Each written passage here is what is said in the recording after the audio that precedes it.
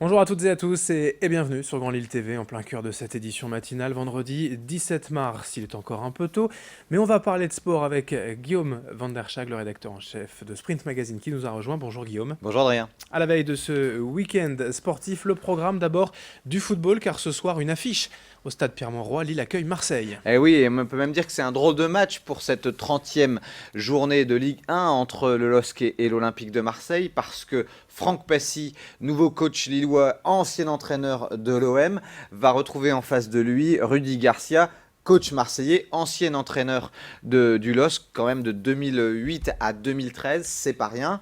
Le public du stade Pierre-Mauroy aura aussi ce soir le plaisir de retrouver Dimitri Payet, olympien depuis peu, mais qui a porté aussi les couleurs du LOSC pendant 2 saisons. Et c'est un match difficile qui attend les Lillois, c'est le moins qu'on puisse dire, parce que, bon, certes, l'équipe nordiste a retrouvé quelques couleurs, hein, notamment grâce au point pris à Toulouse et grâce à la victoire obtenue à Nancy, mais face à elle, eh bien, les Marseillais viennent de passer 7 buts en 2 matchs, une victoire vraiment probante face à Lorient, 4 buts à 1 à l'extérieur, et puis 3-0 facilement face à Angers. Marseille, ils sont 5e de Ligue 1, et puis ça joue très très bien au ballot depuis quelques journées. Je pense que la vilaine défaite face au Paris Saint-Germain a été vite oubliée, et désormais Marseille, c'est vraiment un gros concurrent du championnat, qui a vraiment l'objectif de rattraper Lyon et de finir dans les 4 premiers du championnat. Donc face à ça, eh bien, Franck Passy va essayer d'aligner l'équipe la plus compétitive possible. Malheureusement, il va devoir se passer des services de Bachar, hein, puisque le défenseur monténégrin du LOSC, eh bien, a une entorse au genou. Et puis par ailleurs, suite à une béquille, eh bien, Depréville, meilleur buteur lillois avec cette réalisation, est incertain. Donc c'est vraiment pas un match facile. Ce qui est certain, Adrien, c'est qu'une victoire face à Marseille, 5e de Ligue 1, ce serait vraiment une victoire de prestige. Ça permettrait 2 choses. Ça permettrait que le LOSC redore un petit peu son image au niveau du public lillois. Et ça permettrait, alors pas de garantir le maintien, mais de faire un énorme pas vers le maintien, parce qu'une victoire ce soir, et derrière, juste une victoire et un nul sur les 7 ou 8 dernières journées de championnat, 8 je pense, et ce serait fait. En Ligue 2, match au sommet aussi, une belle affiche pour le RC Lens. Oui, alors pour le RC Lens, ce sera demain, hein, ce samedi à 15h. C'est carrément le leader de Ligue 2 qui affronte son dauphin. Ils sont à égalité de points. Alors, les Lensois, ils sont forts d'un nouveau statut, hein, après cette victoire 2-1 face à Sochaux. Ils ont donc ce statut de leader du championnat. Ce serait vraiment un grand pas vers la montée, là aussi, de prendre 3 points. C'est un peu un match même à 6 points, parce que ils prendraient 3 points et ils empêcheraient Reims, leur dauphin, d'avancer. Donc ça va être un gros match, et ça devrait être là aussi une belle affluence au stade Bollaert de Lellis demain. Et puis, non, pardon, c'est pas au stade Bollaert, c'est à Reims, oui, c'est en Champagne, mais en tout cas, on annonce vraiment une belle affluence. À l'inverse, on va parler de Valenciennes. Oui, j'allais le dire concernant Valenciennes qui lutte toujours quand même, hein, plutôt dans la deuxième partie de tableau. Ah oui, qui est même carrément en difficulté, puisqu'ils ont beaucoup de mal à remporter le moindre match depuis plus de 2 mois maintenant. Et là, j'ai envie de dire que la victoire est impérative pour le VFC, pour la simple et bonne raison que c'est à domicile et qu'ils reçoivent la lanterne rouge de Ligue 2, l'équipe de Tours. Donc vraiment, ça c'est ce soir à 20h, alors que le match de Lens, on le rappelle, c'est demain à 15h. Et Lille, 20h45, bien sûr, au stade Pierre-Mauroy. En athlétisme, 2 belles courses, 2 beaux événements ce week-end. Oui, avec d'abord une course qui, on peut le dire, sort des sentiers battus, Adrien, puisqu'il s'agit de la Love Run.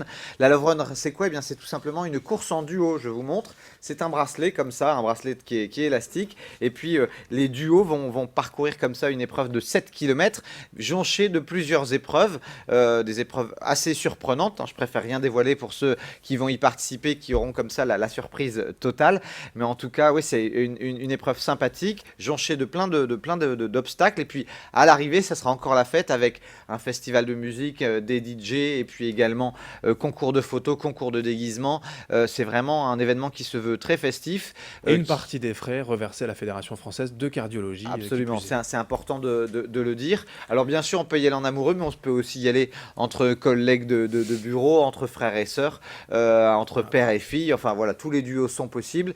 Mais c'est vraiment une course qui a vu le jour en 2015 et qui a remporté vraiment un beau succès à Paris. Et c'est la première ici dans la région, et ça se passe du côté du Stadium Lille Métropole à Villeneuve-d'Ascq. Et ça devrait être une belle réussite. En tout cas, moi j'irai voir parce parce que je pense que c'est un événement très très sympa qui a de l'avenir ici en métropole. Et l'autre événement, c'est le Trail des Remparts ce soir à Lille. Oui, ça démarre ce soir, ça démarre vers 18h45, il fera encore à peu près jour, mais de minute en minute, ça va devenir carrément une nocturne. Alors, comme chaque année au Trail des Remparts, hein, bien sûr, il y a le 22 km, c'est la 15e édition du Trail des Remparts. Il y a le 22 km, il y a le 14 km, il y a un 8 km, et puis il y a un Trail Ladies Night qui, comme son nom l'indique, est dédié aux femmes, aux filles, et un petit coup de chapeau quand même à Eric Morel qui se bat d'année en année pour maintenir ce bel événement autour de la citadelle de Lille. Et donc c'est ce soir 18h45. C'est un spectacle, même si on y va en simple spectateur, parce que le bois de Boulogne se retrouve tout illuminé et c'est vraiment, vraiment un joli spectacle. Allez, un bel événement aussi, tous derrière le TLM Tourcoing ce soir pour un match décisif pour la montée en Liga. Alors, on pourrait presque dire que les volleyeurs tourquenois ont rendez-vous avec l'histoire du club, hein, puisque ce soir, une victoire face à Rennes. Attention, Rennes, grosse cylindrée de la Ligue B, qui a été leader pendant toute la première partie de saison, mais une victoire 3-7-1 et 3-7-0 et même 3-7-1, ça permettrait au Tourcoing Lille Métropole d'être assuré de la montée en Liga, assuré de la première place pour remonter dans l'élite du volley français. Ce ne sera pas facile. En cas de victoire seulement 3-2, alors il faudra attendre leur match à Cambrai dans le derby lors de leur dernier match, puisqu'ils seront exempts sur la dernière journée. À l'inverse, une défaite face aux Bretons ce soir, et c'est tout le championnat qui serait relancé. Attention, attention, on espère vraiment du monde au complexe Léo Lagrange à Tourcoing pour supporter les volleyeurs tourquenois, et à suivre notamment le pointu colombien qui s'appelle Ronald Jiménez, qui est un joueur assez extraordinaire. Voilà, un vrai spectacle, puis un match à enjeu du sport régional ce soir à 20h, vous l'avez dit, à Tourcoing. On termine avec quelques infos en bref. Oui, alors il y a aussi beaucoup de choses ce week-end, hein. On va parler d'abord pour les passionnés de sport automobile. Il y a le rallye du Touquet, c'est un des gros rallyes de la région. Il y a aussi de l'aviron avec du côté de Gravelines et le bassin de la les championnats régionaux d'aviron. Et puis enfin, il y a du basket, hein, pour ne citer que la Pro A. Eh bien, il y a le BCM qui reçoit hier Toulon et puis le Portel qui recevra Limoges. Ça, ce sera lundi. Le Portel qui, en cas de victoire à Limoges, pourrait vraiment aller chercher un ticket pour les playoffs. Donc, il faudra suivre ça de près. Merci Guillaume pour toutes ces infos et bon week-end, on se retrouve lundi pour débriefer. Bon week-end à tous.